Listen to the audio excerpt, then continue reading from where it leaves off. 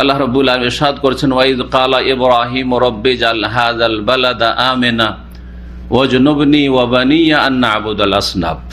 স্মরণ করো যখন ইব্রাহিম আলাইহিস সালাম দোয়া করেছিলেন প্রতিপালকের কাছে, রব্বি জাল হাযাল বালাদা আমিনা, হে আল্লাহ, হে প্রতিপালক, এই জাল হাযাল বালাদা আমিনা, এই দেশকে, এই শহরকে, এই নগরীকে নিরাপদ শহর বানিয়ে দাও, নগরী বানিয়ে দাও, নিরাপদ নগরী হিসাবে তুমি কবুল করো।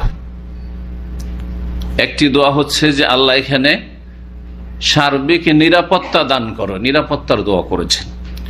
দ্বিতীয় দোয়া ছিল ওয়াজনুবনি ওয়া বানিয়া আন না'বুদাল আসনাম, আমাকে এবং আমার সন্তানদেরকে শিরক থেকে, প্রতিমা পূজা থেকে, মূর্তি পূজা থেকে